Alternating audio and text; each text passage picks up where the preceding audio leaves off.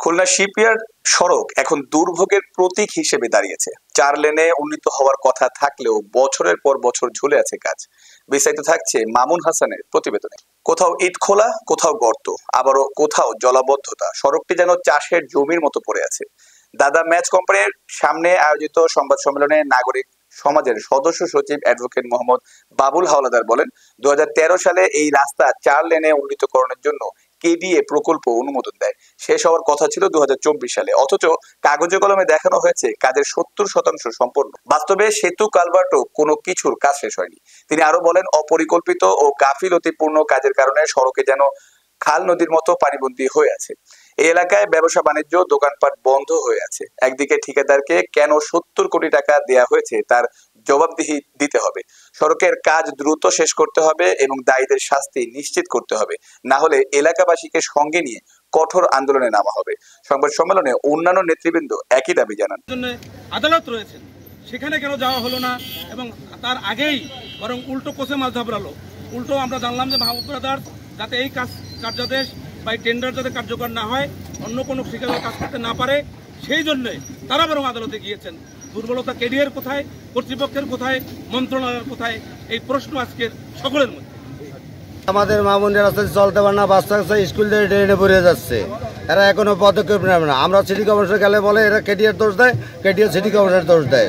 এটা নিয়ে আপনারা এটা বিবেকের কাজ। নিয়ম শৃঙ্খলা থাকে এবং বিধি থাকে, সেই অনুযায়ী তাকে নির্দিষ্ট মধ্যে কাজ করতে হয়। কিন্তু মাহবুব ব্রাদার্স সেই কাজটি করেন নাই। এবার না করার জন্য দীর্ঘায়িত হওয়ার কারণের জন্য এলাকাবাসী সহ দক্ষিণ বাংলা এবং এই সড়কের সাথে সংশ্লিষ্ট সকল নাগরিক এবং এই শিক্ষার সাথে যোগাযোগ ব্যবস্থাকে সাংঘাতিক ক্ষতিগ্রস্ত করছে। ক্ষমতাকে অপব্যবহার করেছেন এই প্রতিষ্ঠান সহ বড়বাবু, ছোটবাবু, মাঝেবাবু, সাজেবাবু যারা এই অপকর্মের সঙ্গে জড়িত ছিল, এদের প্রত্যেককেই আজকে জবাবদিহিতার আয়ত্ত আনতে হবে। মূল কথা হচ্ছে যে আমরা নগরবাসীকে ঐক্যবদ্ধভাবে এই লড়াইয়ে অবতরণ হওয়ার জন্য আহ্বান জানাচ্ছি। লুটপাট জনগণ মেনে নিতে পারে না, নাগরিক সেবা বঞ্চিত। 12 বছর একটি জায়গায় আজকের কাজ হচ্ছে হবে। আপনারা জানেন গল্লা ব্রিজেও একই বেহাল অবস্থা। আপনারা জানেন সোনাডাঙ্গা বাস টার্মিনাল থেকে ওই বিশ্বরাজ রোড পর্যন্ত একই অবস্থা, মাত্র 2 কিলোমিটার রাস্তা, সেখানেও নগরবাসী আমরা বঞ্চিত হয়েছি। কেডিএ দায় রয়েছে যে কেডিএ তাদেরকে কাজ করতে বাধ্য করতে পারলেও না কেন? কারণ হচ্ছে যে এখানে তো একটা চুক্তি হয়েছে, সেটা বাস্তবায়ন করবার জন্য সুনির্দিষ্ট আইন রয়েছে।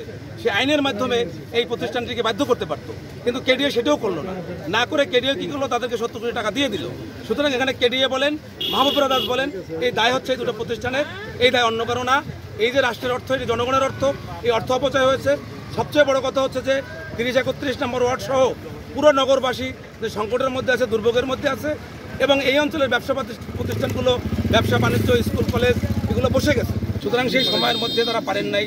তারপর আবার প্রকল্পের সময় বৃদ্ধি করা হয়েছে, প্রকল্পের খরচ বৃদ্ধি করা হয়েছে। আপনারা জানেন যে 100 কোটি টাকার কাজ, এখন সেই কাজ হচ্ছে 259 কোটি টাকা, তার মানে 2.5 গুণের বেশি প্রকল্পের খরচ বৃদ্ধি করা হয়েছে, সময়সীমা বৃদ্ধি করা হয়েছে।